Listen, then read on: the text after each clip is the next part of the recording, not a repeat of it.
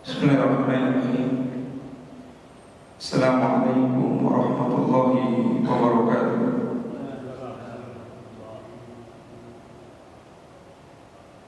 Innal hamdalillah nahmaduhu wa nasta'inuhu wa nastahdihi wa natubu ilayh. Wa na'udzu billahi min shururi anfusina wa min sayyiati a'malina. May yahdihillahu fala mudilla lahu wa may yudlil fala hadiya lahu. Rabbi shrah li sadri wa yassir li amri wahlul 'uqdatam min lisani yafqahu qawli. Amma ba'du. Anna Allah ta'ala yaqul ya ayyuhalladzina amanu taqullaha haqqa tuqatih wa la tamutunna illa wa antum muslimun. Wa qala aidan in tajtanibu kaba'ira ma tunhauna anhu nukaffir ankum sayyi'atikum wa nudkhilukum mudkhalan karima. Wa qala aidan alladhina yajtanibuna kaba'ira al-ithmi wal fawahisha illa ma inna rabbaka wasi'ul maghfirah. Wa qala Rasulullah sallallahu alaihi wasallam fima yarwihi Imam Bukhari wa Muslim wa wada'a hadal hadis fi kitabihi Ibnu Hajar al-Asqalani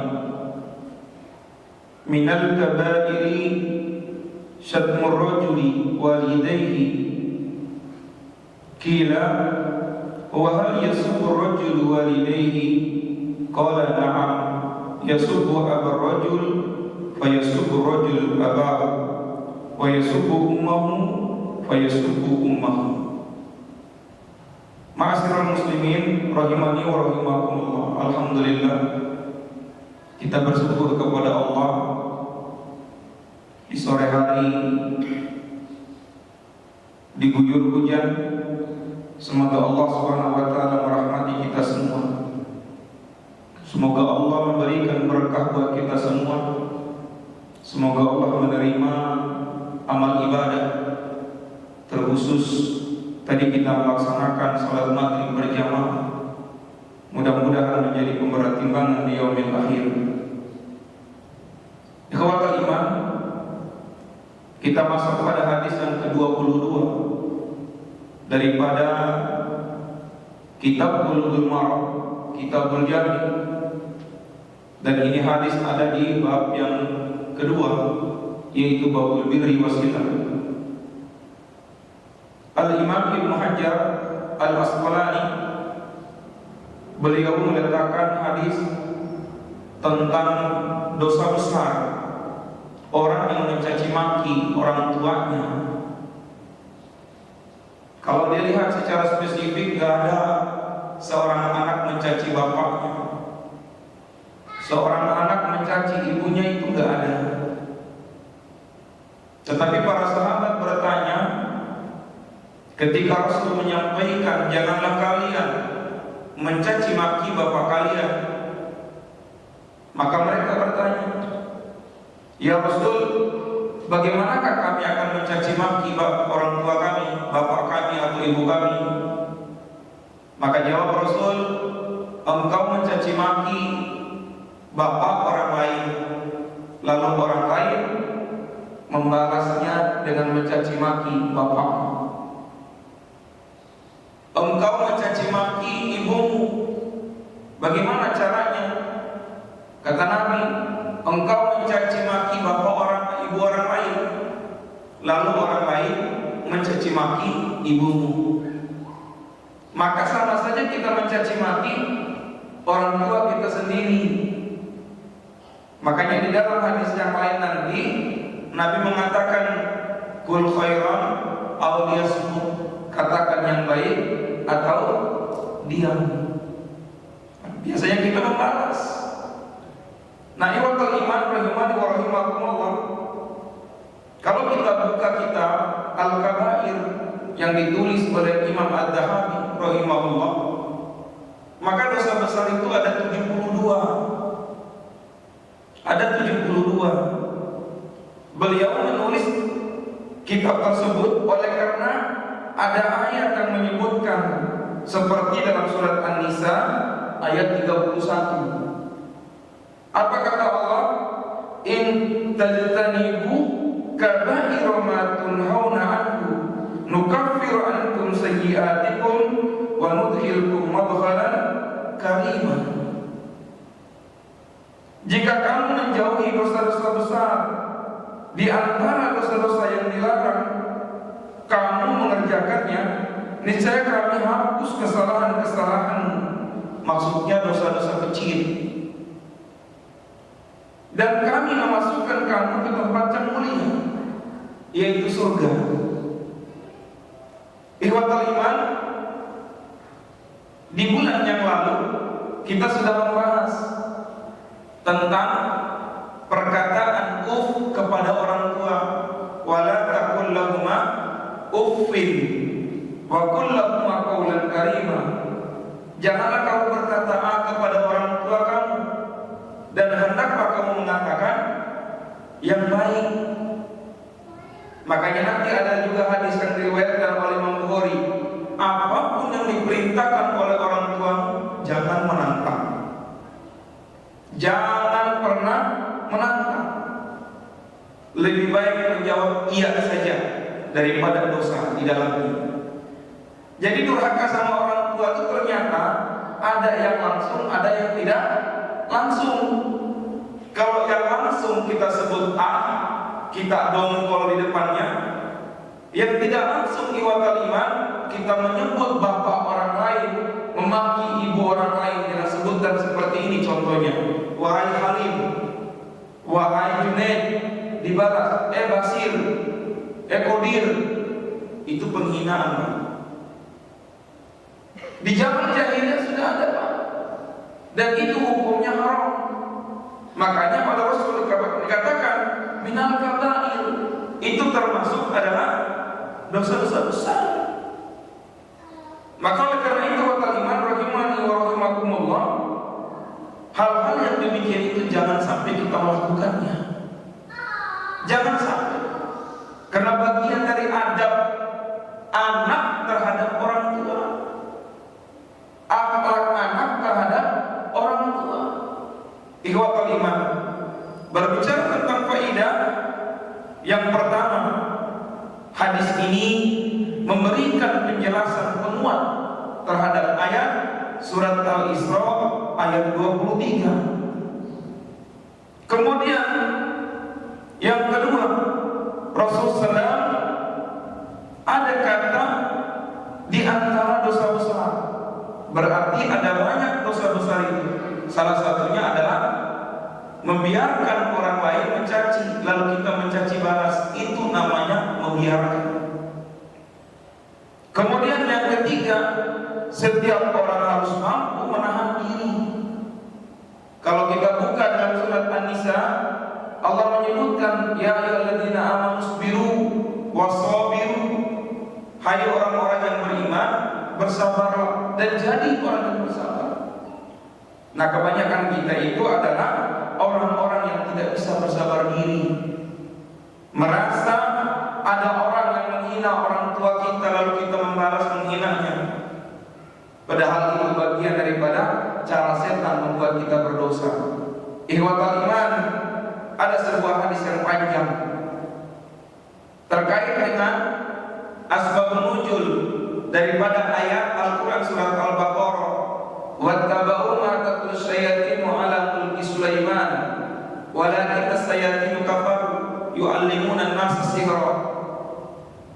Ayat ini, Pak, ada sebab munculnya, di mana iblis memanggil semua tentaranya. Lalu tentara-tentara itu melaporkan kepada pimpinannya, kepada iblisnya. Ada yang datang, wahai Tuhan, saya sudah membiarkan orang jadi tidak sholat. Maka kata iblis, kamu gak hebat. Kamu gak hebat, hanya membiarkan orang gak sholat. Ada lagi, ya Tuhan, saya sudah membuat orang itu berantem satu sama lain. Oh, gak hebat. Gak hebat.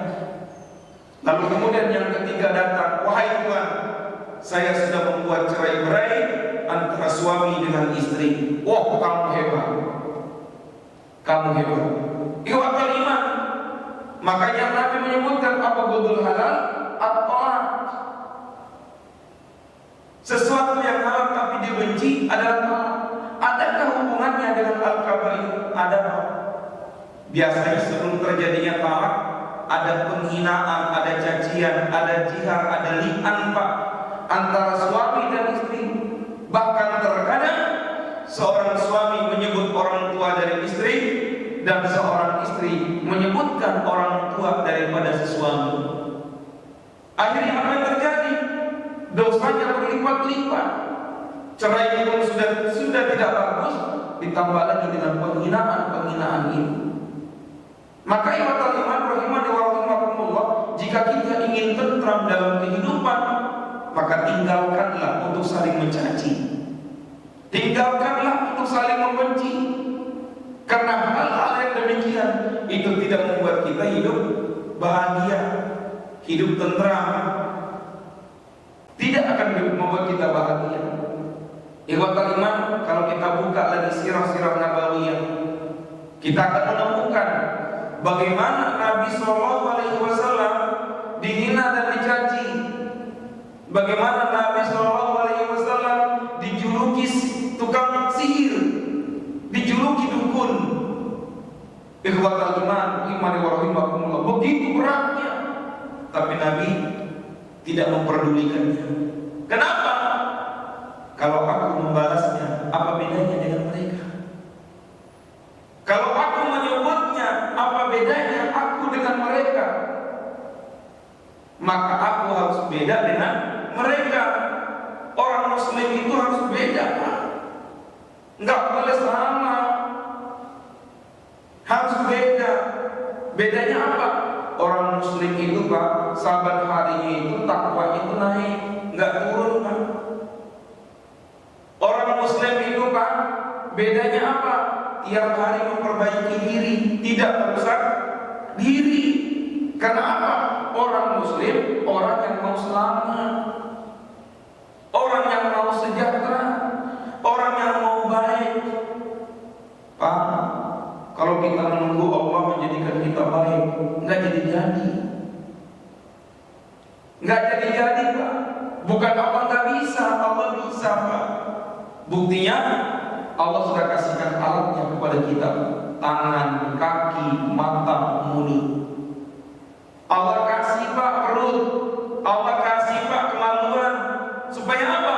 Kita ini berjalan, Pak, sampai akhir. Lalu kemudian apa yang dikatakan Allah? Bersyukur dengan apa yang diberikan, aku akan tambah kenikmatannya. Ikhwatul iman, coba perhatikan kembali betapa banyak nikmat Allah itu, tapi dirusak oleh kita dengan cara cacian-cacian itu. Kedua, mengapa Nabi sampai mengatakan demikian? Ikhwatul iman, kemuliaan orang tua itu sudah disebutkan di hadis yang lain, Pak. Ketika salah seorang sahabat bertanya, "Ya Rasul, kepada siapakah saya berbuat baik?" Apa jawabannya, Pak? Ibu. "Ya Rasul, kepada siapa saya berbuat baik?" Ibu. "Ya Rasul, kepada siapa saya berbuat baik?" Ibu. Baru kemudian apa yang dijawab oleh Rasul ketika yang keempat? Bukan ibu, bapak. Apakah dengan sekali itu menjadi mulianya rendah? Tidak, ikhwatul iman. Laki-laki lebih tinggi daripada perempuan. Allah sudah mengingatkan dalam Al-Quran, "Ar-rijalu qawwamuna 'ala nisa bima faddalallah." Laki-laki itu pemimpinnya perempuan, An-Nisa. Pemimpin di sini bukan berarti pemimpin politik, Pak. Tapi di sini adalah pelindung, penganyom, penafkah. Itu namanya laki-laki, Pak. Suami itu tidak boleh diktator, Pak. Nggak boleh memukul, nggak boleh menendang, nggak boleh menghina, nggak boleh mencacinya, nggak boleh, Pak. Sampai Nabi mengatakan apa? cerminan istrimu adalah suami. Suami. Jadi kalau dalam kasta itu seorang suami memberi teladan kepada istri, anak dapat teladannya dari ibu. Maka oleh karena itu iman rahimani wa rahimakumullah, sebegitu mulianya orang tua sampai masuk dalam bagian-bagian tertentu. Yang kemarin kita sebut nggak boleh kata uf. Yang sekarang nggak boleh mencacinya, padahal mencacinya secara tidak langsung. Dulu waktu kita kecil Pak, SD ya Pak ya, berantem sama teman, kadang-kadang kita nyari nama orang tua. Itu anaknya siapa? Itu anaknya siapa? Siapa nama ibunya? Siapa nama bapaknya? Lalu kemudian dijadikan ledekan. Itu mijen, itu kieu, isa nijem, macam-macam itu. Bahkan ikhwatal iman, kadang-kadang ketika ada yang kurang dari orang tua kita, itu jadi bahan ejekan. Isi tumpel. Benar Pak? Ini pernah kejadian. Kalau udah belajar agama Pak, yakin tidak akan membalas Pak. Kenapa? Jika kita membalas, maka kita termasuk sama dengan orang yang menghina itu. Tapi ketika kita diam, berarti penghinaan tadi kembali ke yang menghina Pak. Itu indahnya Pak. Nah, kemudian ikhwatal iman rahimani wa rahimakumullah. Lalu yang keempat adalah status orang yang menjadi sebab terjadinya sebuah peristiwa atau provokator, di mana yang bersangkutan statusnya sama dengan orang yang terlihat. Apa maksudnya Pak? Saya dengan Mas yang ada di depan Pak, ketika saya menjawab penghinaan itu, maka saya sama dengan beliau. Nggak ada bedanya Pak. Tidak ada bedanya Pak. Mohon maaf Pak ya, kalau saya coba mengarahkan lebih jauh lagi. Kadang-kadang sering kita mendengar, monyet mau kemana lu? Ya Pak ya. Apalagi Pak, anjing, apalagi macam-macam. Ada yang menjawabnya dengan santai, gue mau ke sana. Ikhwatal iman, apakah termasuk? Termasuk Pak. Seharusnya apa? Jangan menjawab Pak sampai dia panggil nama. Sampai dia panggil nama yang disukai oleh kita, yang diberikan oleh orang tua. Jangan dijawab Pak. Jangan menjadi kebiasaan.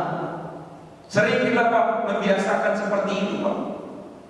Oh, kita mau udah biasa teman, kita sudah biasa kawan, kita sudah biasa sobat. Sampai dia menyebutkan kita gila, monyet, anjing, kita dengarin baik-baik Pak. Seharusnya yang kedua, tidak boleh berteman. Jangan berteman Pak. Kenapa? Nabi mengatakan dalam hadis riwayat Imam Muslim Pak, agama seseorang itu tergantung agama temannya, agama sahabatnya. Kalau temannya sering menghina, maka dia akan ikut menghina. Kalau temannya sering mencaci, maka dia akan ikut mencaci Pak. Mungkin dia gak balas mencaci kepada temannya, nanti kepada orang lain Pak, yang lebih rendah dari dia Pak. Dia takut kepada yang di atas Pak, tapi yang di bawah Pak dia tidak takut Pak. Akhirnya apa? Turun-temurun itu bullying. Kalau dalam bahasa sekarang namanya bullying. Itu enggak haram hukumnya. Bahkan sampai disebutkan ini termasuk dosa besar. Maka Allah katakan tadi, intajtani, jika mereka menjauhi al-kabair, dosa-dosa besar itu, ma tunhauna anhu nukaffiru ankum, ya, yang dilarang kamu mengerjakannya, niscaya kami hapus kesalahan-kesalahan.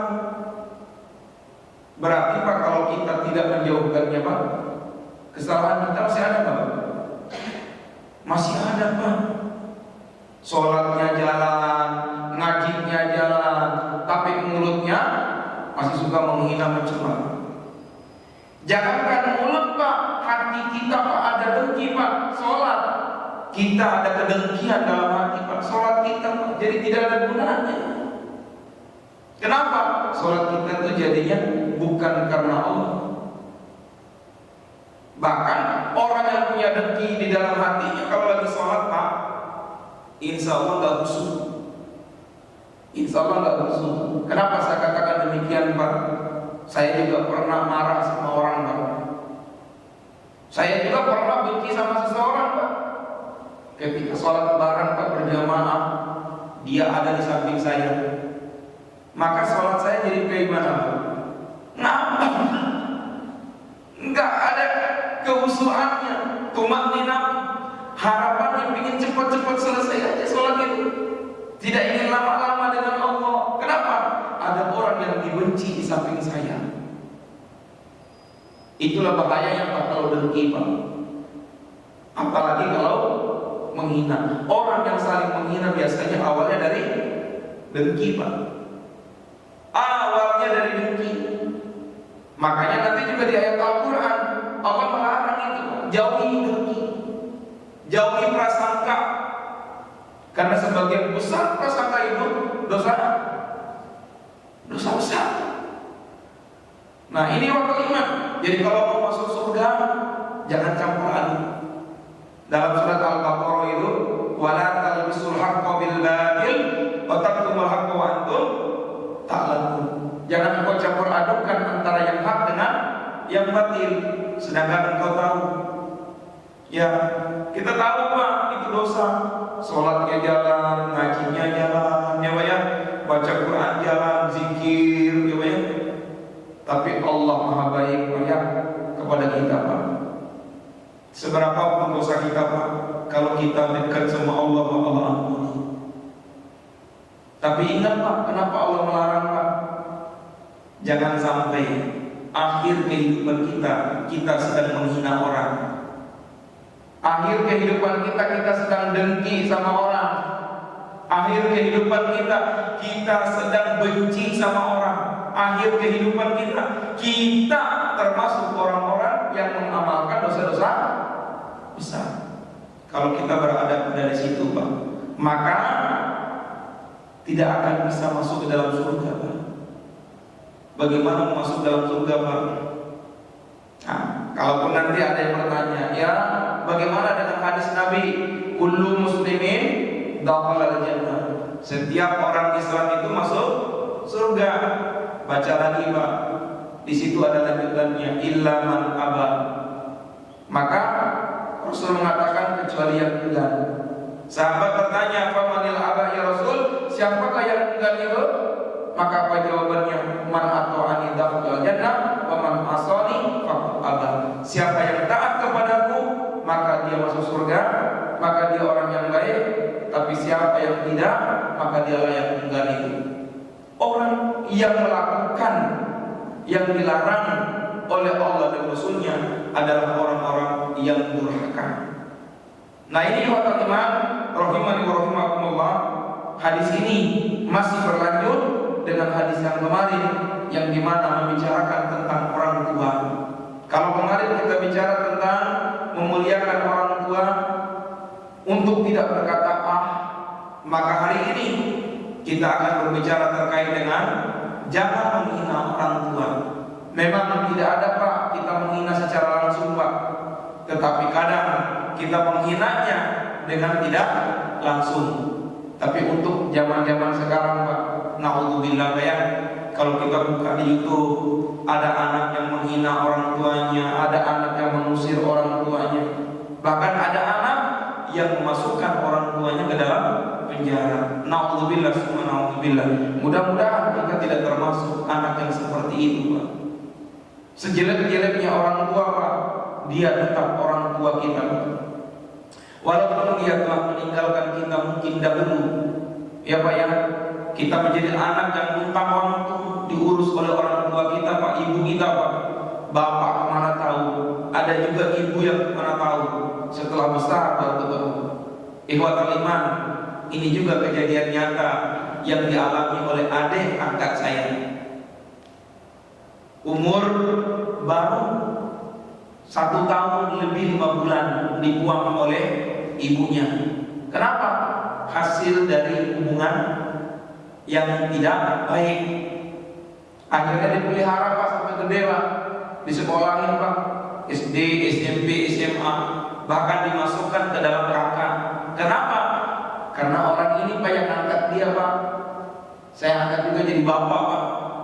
Kakaknya itu Pak dimasukin nama anak angkat tadi Pak, saya termasuk Pak, dia masukin kakaknya untuk bikin KTP. Kalau tadi Pak mulai dari kecil dibesarin Pak. Setelah nikah Pak, nikahnya pakai perwalian Pak, nikah wali. Lambat laun yang namanya anak Pak ingat sama orang tuanya, nyari Pak. Dapatlah keluarga itu adanya di daerah Tangerang Selatan Pak. Itu orang tua dari ibunya datang ke sana Pak, seneng Pak.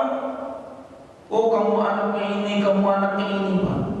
Tapi yang jadi parah Pak yang mana Pak? Ibu saya mana? Ibumu ada di Lampung. Dia bersama suaminya yang ketiga. Dia pun telepon Pak. Setelah diteleponnya Pak, Bu, saya namanya ini, Bapak, Ibu kenal nggak? Saya dibesarkan di Pasar Rumput oleh ini. Oh iya, kamu anak saya. Ke Lampung dia Pak. Ke Lampung. Sampai di Lampung, ternyata memang Pak luar biasa. Sampai di Lampung, bukannya dijawab dengan baik Pak. Apa yang dikatakan ibunya? Kalau kamu mau jadi anak saya, tuh urus adik-adik diri kamu. Na'udzubillah summa na'udzubillah. Kadang-kadang menyakitkan Pak. Pengen nyambung silaturahmi dengan ibu kandung Pak, tapi oleh ibu kandung bukan dijawabnya, ya Allah anak saya terima kasih ya Allah, engkau kembalikan lagi kepada tidak. Malah dijawabnya seperti itu Pak. Kalau kamu mau jadi anak saya, urusi dulu adik-adik diri kamu. Saya bilang apa? Dek, kamu tetap berhubungan telepon tapi tidak untuk itu. Kenapa? Itu sudah di luar jalur Pak. Orang tua yang tidak mendidik.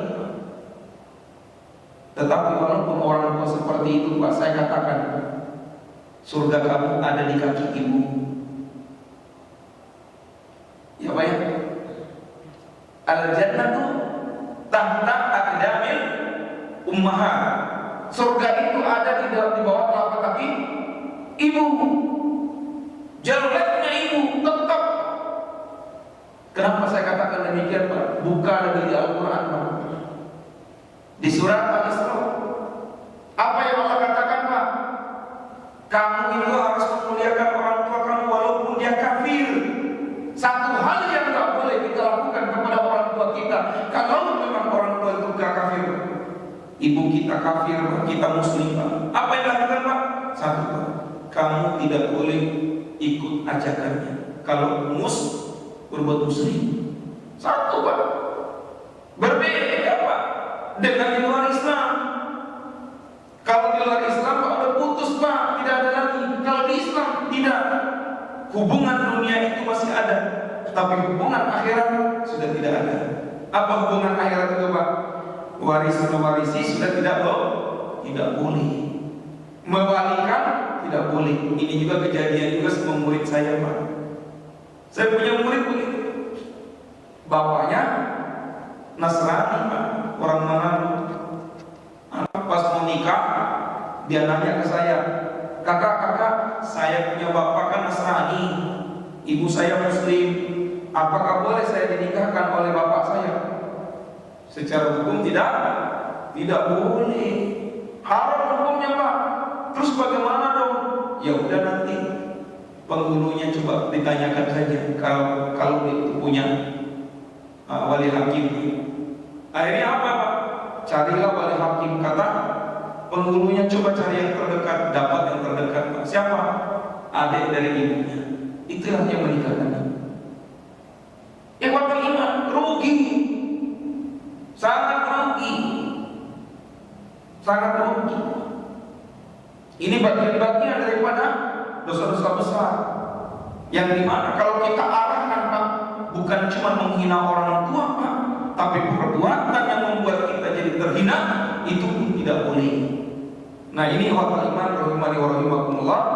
mudah-mudahan dengan hadis yang telah disampaikan tadi bahwa kita tidak boleh mencaci maki orang tua kita.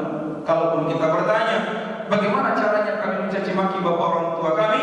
Maka Nabi menjawab, engkau mencaci maki bapak orang lain, ibu orang lain, lalu orang lain mencaci maki bapakmu dan ibumu, sama saja engkau mencaci maki orang tuamu sendiri. Dan ini termasuk al-kabair, dosa-dosa besar. Nah, ikhwatal iman, kalau memang ada pertanyaan yang bersinggungan ataupun yang lainnya, saya persilahkan.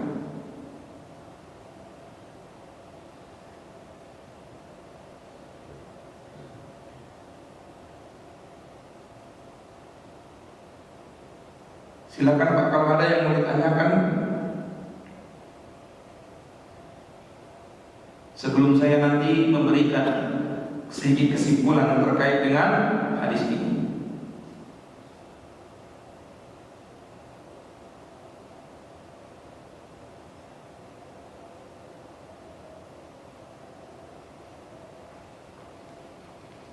Ada? Tidak ada. Baik, ikhwatal iman, karena tidak ada, maka saya memberikan kesimpulan. Yang pertama, ikhwatal iman, sub itu bahasa Arab, sub itu bacacian, tasubbu bermakna ada yang secara langsung, ada yang tidak langsung. Nanti kalau yang langsung secara letterleknya itu jelas surat Al-Baqarah, qaulun ma'rufun khairun min shadaqatin yatba'uha ada. Nah, ada itu termasuk perkataan kotor, Pak. Perkataan kotor. Beda dengan subun. Kalau subun itu langsung, kalau ada itu perkataan tidak langsung. Nah, di sini Nabi mengatakan la tasubbu, tidak boleh mencaci, tidak boleh menghina, termasuk tidak boleh merendahkan. Tidak boleh. Kedua, hadis ini berbicara tentang dosa besar. Salah satu dari dosa besar itu adalah menghina. Salah satunya, Pak. Kenapa kita tidak boleh menghina, Pak? Kenapa kita tidak boleh mencaci, Pak? Kenapa kita tidak boleh merendahkan, Pak? Kita ini sama-sama makhluk Allah, Pak. Kita ini sama-sama diciptakan oleh Allah. Kalau kita dihina, maka berarti kita menghina siapa? Yang menciptakan kita. Apalagi kalau kita menghina, kan kadang-kadang menyebutkan kekurangan kita, Pak, ya. Mohon maaf, yang seperti saya katakan tadi, tompel, ya Pak, ya, bogel, keling, ya Pak. Kemudian mohon maaf, ceking, ya Pak, ya. Itu sudah Allah takdirkan, Pak. Sudah Allah takdirkan. Kalau diukur dengan makanan, Pak, berapapun kita makan, Pak, kalau memang udah kecil ya kecil. Sedikit kita makan, Pak, kalau memang gemuk ya gemuk. Kita makan obat untuk tinggi aja, Pak, kalau memang Allah bilang pendek ya pendek. Itu, Pak. Saya punya pengalaman soalnya, Pak. Waktu di Surabaya ada Umar Ibn Khattab, Pak. Saya pernah kuliah di Mahat Ibn Khattab, Pak. Sama dengan Mahat Usman bin Affan di sini, Pak. Tapi saya dulu di Surabaya, Surabaya Timur, Pak, dekat UPN, Pak. Sekaligus saya juga kuliah di sana. Saya punya teman, Pak, udah almarhum, turunan Arab. Orang tuanya ingin dia tinggi, karena orang-orang Arab itu tinggi-tinggi, Pak, ya. Kepingin dia tinggi, tapi dia kan gak bisa tinggi. Akhirnya operasi, Pak. Salah operasi, Pak, akhirnya. Nah, itu, Pak. Memang udah seperti itu. Maka perlunya apa, Pak? Kita mesti bersyukur, Pak. Bukan malah kufur. Terima apa yang terjadi. Biarkan orang lain menghina, Pak, asal jangan kita yang menghina, Pak. Biarkan orang lain berbuat dosa kepada kita, Pak, asalkan jangan kita yang berbuat dosa kepada orang lain. Biarkan orang merendahkan kita, Pak, jangan kita yang merendahkan orang lain. Tanamkan itu, Pak. Karena kita itu ingin cari pahala, bukan cari dosa, Pak. Kita itu ingin masuk surga, bukan mau masuk neraka, Pak. Makanya saya bilang tadi, kita harus beda. Kita harus beda Pak, jangan sama cara berpikirnya Pak. Jangan sama. Yang ketiga, ikhwatal iman, dari hadis tersebut kita bisa mengambil kesimpulan. Apa kesimpulannya? Hikmah di balik itu semua. Apa hikmahnya Pak? Satu, kita akan jadi tentram Pak kalau kita tidak saling menghina, kalau kita tidak saling merendahkan, kalau kita tidak saling mencaci. Itu hikmah yang pertama Pak. Hikmah yang kedua, dengan tidak adanya kita melakukan tersebut tadi, penghinaan pencacian itu akan membuat hati kita menjadi hati yang lapang. Benar Pak? Ya kan, tidak sempit. Karena biasanya kalau orang dihina itu sempit jadinya. Nah, kemudian yang ketiga, yang terakhir, ikhwatul iman, ketika seseorang itu mendapatkan hinaan, maka kalau dijawab jadi dosa, kalau tidak dijawab jadi berpahala. Maka diam itu akan bisa mengumpulkan pahala. Maka jadilah orang-orang yang selamat, jangan jadi orang-orang yang tidak selamat. Gunakan waktu untuk dekat dengan Allah, jangan gunakan waktu untuk bermaksiat kepada Allah. Sedikit melakukan maksiat, boleh jadi ada banyak ibadah yang tergerus pahalanya. Itu yang harus kita jaga. Terima kasih buat kalimat. Mudah-mudahan Allah Subhanahu wa taala senantiasa memberkahi kita semua. Allah Subhanahu wa taala senantiasa melindungi kita, menjaga kita sampai dengan akhir kehidupan kita. Kalau biasanya kita mendengar hadis innamal a'malu binniyat, hadis riwayat Imam Muslim, mungkin hadis yang satu ini banyak yang tidak tahu. Kata Allah, kata Rasulullah, innamal a'malu bil khawatim. Hadis ini sahih Pak, riwayat Imam Muslim. Sesungguhnya amal itu tergantung akhirnya. Tergantung akhirnya Pak, bukan awal Pak. Bukan akhir. Makanya selalu kita dengarkan apa Pak? Mudah-mudahan husnul khotimah. Mudah-mudahan akhirnya Pak baik. Akhir yang baik itu bagaimana? Sholatnya, ngajinya, jalan. Ya Pak ya. Akhlaknya baik sampai dipanggil oleh Allah. Itu yang baik Pak. Jangan pas lagi meninggal dunia apa, lagi sakit, kita sering berbuat dosa. Tahu-tahu itu adalah sakit untuk kematian kita. Rugi kan Pak ya? Rugi Pak. Rugi Pak. Itu maklum daripada ayat apa Pak? Surat Al-Asr Pak. Innal insana lafi khusri. Sesungguhnya manusia itu berada dalam kerugian. Kenapa? Karena tidak menggunakan waktunya untuk berbuat yang baik. Terima kasih. Assalamualaikum warahmatullahi wabarakatuh.